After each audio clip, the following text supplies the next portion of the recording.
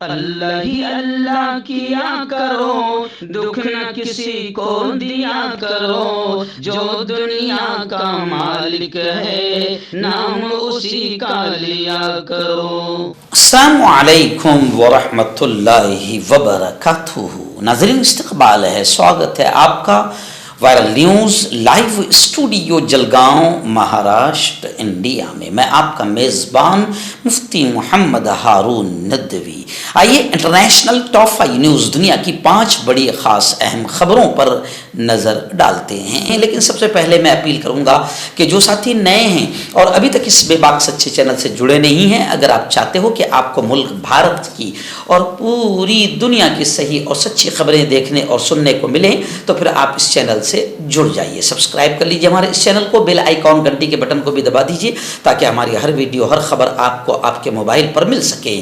اور ہاں ناظرین، ہم ہر روز ایک اپیل کرتے ہیں کہ پلیز یہ پرائیویٹ چینل ہے اور چینل چلانے کے لیے پوری ایک ٹیم کام کرتی ہے، بڑا روپیہ پیسہ خرچ ہوتا ہے۔ اگر آپ چاہتے ہو کہ ایسے چینل جو ظلم اور ظالموں کے خلاف بے باک انداز میں بول رہے ہیں، اگر آپ چاہتے ہو کہ ایسے چینل مضبوط ہوں تو پلیز آپ چینل کی فائنینشیل ہیلپ، مالی تعاون، مالی مدد ضرور کیجیے۔ اسکرین پر آپ نظر ڈالیں، ہمارے چینل کا بینک اکاؤنٹ نمبر بھی دیا گیا ہے، اور اگر آپ آن لائن پیسہ بھیج کر مدد کرنا چاہتے ہیں تو گوگل پے، فون پے اور پے ٹی ایم تینوں کا ایک ہی نمبر ہے 9637541786۔ اللہ نے جو بھی آپ کو طاقت دی ہے اس اعتبار سے ہر دن یا ہفتے یا مہینے میں ایک بار ہی صحیح 200، 500، 1000 جو بھی آپ چینل کی مدد کر سکتے ہیں مدد کیجیے، چینل کو مضبوط کیجیے، ہمارا ساتھ دیجیے۔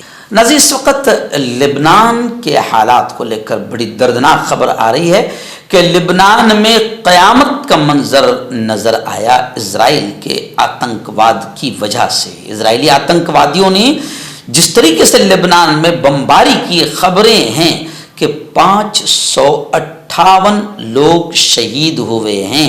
اسرائیل نے 650 سے زیادہ فضائی حملے کیے، ہوائی حملے کیے۔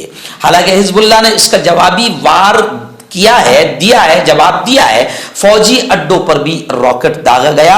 اسرائیل میں ایمرجنسی کا اعلان کر دیا گیا ہے۔ اسرائیل کے آتنکوادی وحشیانہ حملوں سے جنوبی لبنان میں اس وقت قیامت کا منظر ہے۔ اب تک 558 افراد شہید ہو چکے ہیں۔ وہی اسرائیل میں حزب اللہ کے راکٹ حملوں سے کئی لوگ زخمی ہوئے ہیں اور آگ لگنے کے واقعات رونما ہوئے ہیں۔ دریں اثنا حزب اللہ پر ہولناک حملے کے بعد اسرائیل نے اپنے ملک میں ایمرجنسی نافذ کر دی ہے۔ 30 ستمبر تک پورے ملک میں اسپیشل ہوم فرنٹ سچویشن کا اعلان کیا گیا ہے۔ الجزیرہ کی رپورٹ کے مطابق اسرائیل نے لبنان کے مختلف علاقوں پر دوبارہ فضائی حملے کیے، ایک دن بعد جب بھاری بمباری کے نتیجے میں 490 سے زیادہ افراد ہلاک ہوئے، جیسا کہ لبنانی وزارت صحت کے مطابق بتایا گیا ہے۔ دوسری جانب حزب اللہ نے اسرائیلی فوجی مقامات کو فادی 1، فادی 2 میزائلوں سے نشانہ بنایا۔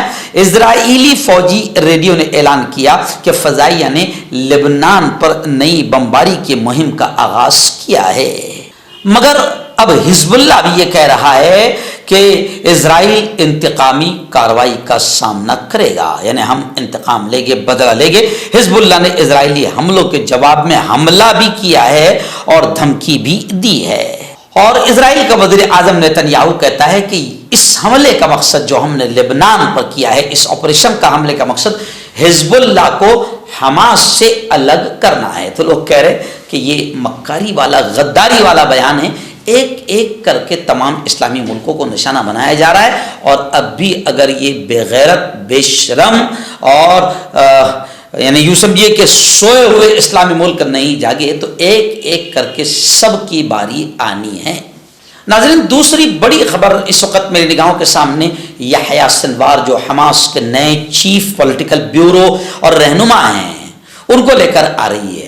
حماس نے صاف طور سے کہا ہے کہ یحییٰ سنوار سے متعلق اسرائیل کا جو پروپیگنڈا ہے وہ جھوٹا ہے، کیونکہ اسرائیل کی بنیاد ہی جھوٹ پر ہے، اسرائیل کی بنیاد ہی غلط طریقے سے پڑی ہے۔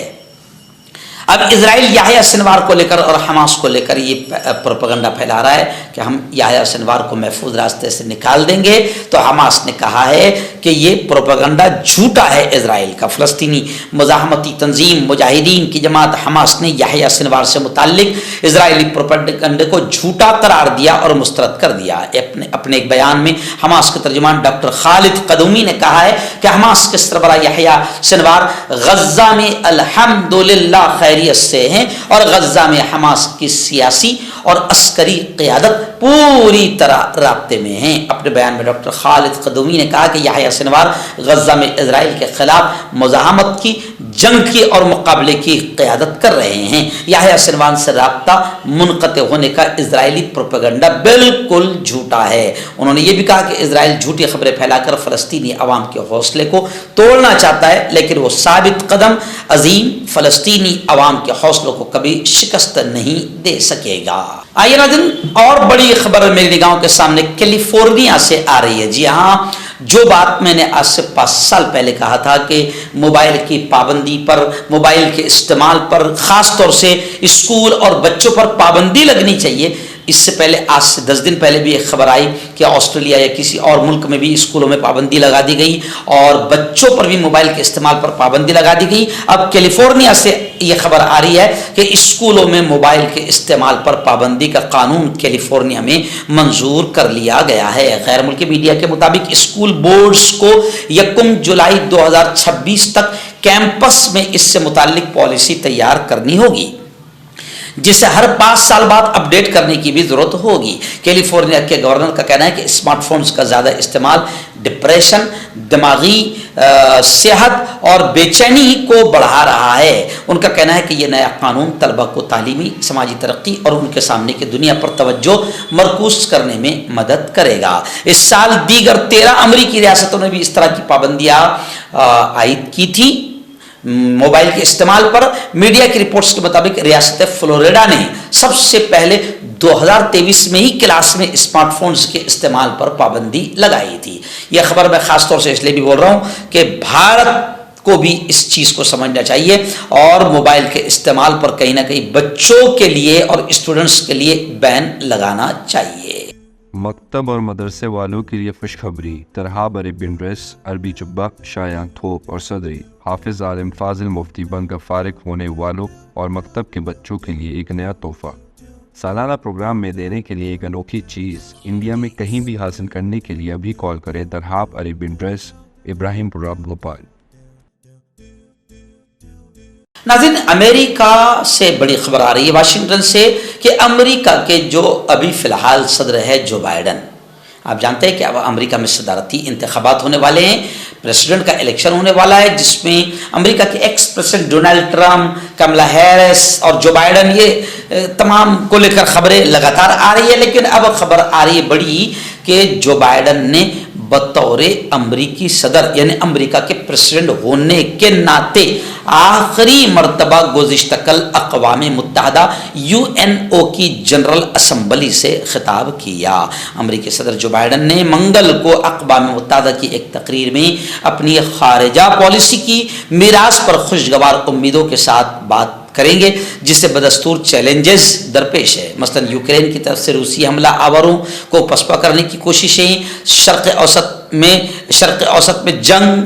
دفتر میں جو بائیڈن کے 4 ماہ باقی رہ گئے تو وہ اقوام متحدہ کی جنرل اسمبلی میں عالمی رہنماؤں سے خطاب کرنے کے لیے سبز ماربل سے بنے شہنشین کی طرف ایسے حالات میں قدم بڑھائیں گے کہ دونوں خطوں میں جنگوں سے پیدا شدہ مسائل ان کی صدارت کے بعد بھی جاری رہنے کا امکان ہے. غزہ میں جنگ بندی نافذ کرنے کی کوششوں میں ناکامی اور اسرائیل اور لبنان کی حزب اللہ کے مابین سرحد پار جنگ چھڑ جانے کے بعد پینٹاگون نے پیر کو کہا کہ وہ بہت زیادہ احتیاط کرتے ہوئے شرق اوسط میں اضافی فوجیوں کی ایک مختصر تعداد بھیجے گا. خیر، اب جو بائیڈن کا یہ بطور امریکی صدر آخری بیان ہے جنرل اسمبلی اقوام متحدہ سے. ناظرین، آخری بڑی خبر بھی غزہ کے حالات کو لے کر آ رہی ہے. آپ جانتے ہیں کہ غزہ میں، فلسطین میں جو کچھ بھی اسرائیل نے آتنکواد کا ننگا ناچ کھیلا اس کو پوری دنیا دیکھ رہی ہے. اور اب اسرائیل کا آتنکواد، میں پہلے ہی کہہ رہا تھا کہ اگر اسے روکا نہ گیا تو دھیرے دھیرے یہ ایک ایک کر کے کسی بھی بہانے سے اور ملکوں کو نشانہ بنائے گا. اب اس نے لبنان میں بھی بمباری کی ہے جس میں قیامت کا منظر لوگوں نے دیکھا. 558 لوگ ایک ساتھ شہید ہوئے ہیں, سینکڑوں ہزاروں زخمی ہوئے ہیں. اور اب یہاں پر حماس نشانہ تھا تو وہاں پر حزب اللہ نشانہ ہے. یعنی بہانے الگ الگ ہو گئے لیکن نشانہ اسلامی ملک ہو گئے. اس لیے اسلامی ملکوں کو ابھی بھی ہوش میں آنا چاہیے. خیر, غزہ میں جس طریقے سے ظلم ہوئے ہیں اس کو لے کر اقوام متحدہ کے اعلیٰ حکام نے یہ کہا ہے اور اپنا موقف سامنے رکھا ہے کہ یہ مظالم ختم ہو جانے چاہیے. اقوام متحدہ UNO کے بڑے سرکردہ عہدیداروں نے پیر کے روز غزہ کی پٹی میں اسرائیل اور حماس کے درمیان تقریباً جو 1 سال سے جنگ جاری ہے اس میں جو خوفناک انسانی مصائب اور تباہی ہوئی ہے اس کے خاتمے کو لے کر اب اقوام متحدہ کے سرکردہ حکام نے مطالبہ کیا ہے کہ یہ مظالم ختم ہونے چاہیے. عالمی رہنما نیو یارک میں اقوام متحدہ کی جنرل اسمبلی کے سالانہ اجلاس کے لیے تمام حکام جمع تھے. اس موقع پر انہوں نے اقوام متحدہ کی ایجنسیوں کے سربراہوں کے دستخط کردہ ایک بیان میں کہا کہ یہ مظالم اب ختم ہونے چاہیے. لیکن کیا کریں, صرف یہ بیانات ہو رہے ہیں. مظالم ختم ضرور ہوگی اگر اقوام متحدہ, امریکہ اور جتنے بھی ملک ہیں اگر ایمانداری کے ساتھ اسرائیل کو ختم کر دیں تو سارے مظالم آٹومیٹک ختم ہو جائیں گے. مگر سپر پاور جو طاقتیں ہیں, ملک ہے, وہ سب اسرائیل کے ناجائز باپ بنے ہیں اور اسرائیل کو ڈرونز, بمباری کے ہتھیار, مدد سب کچھ دے رہے ہیں. تو ظاہر بات ہے کہ یہ مظالم ختم نہیں ہو سکتے.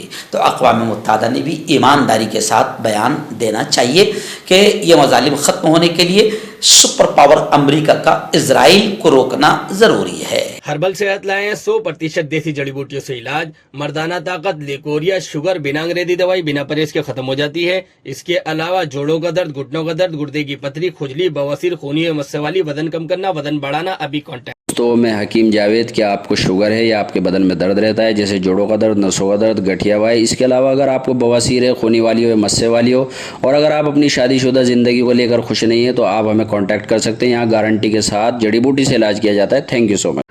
مردانہ طاقت حاصل کرے 72 گھنٹوں کے اندر, وہ بھی جڑی بوٹیوں دوارا. حکیم یعقوب خان سے کانٹیکٹ کریں جو کہ 75 سالوں سے حکمت کر رہے ہیں. اس کے علاوہ جوڑوں میں درد, گردوں میں پتھری, شوگر, کھجلی, لیکوریا کا گارنٹی سے علاج کیا جاتا ہے. ابھی کانٹیکٹ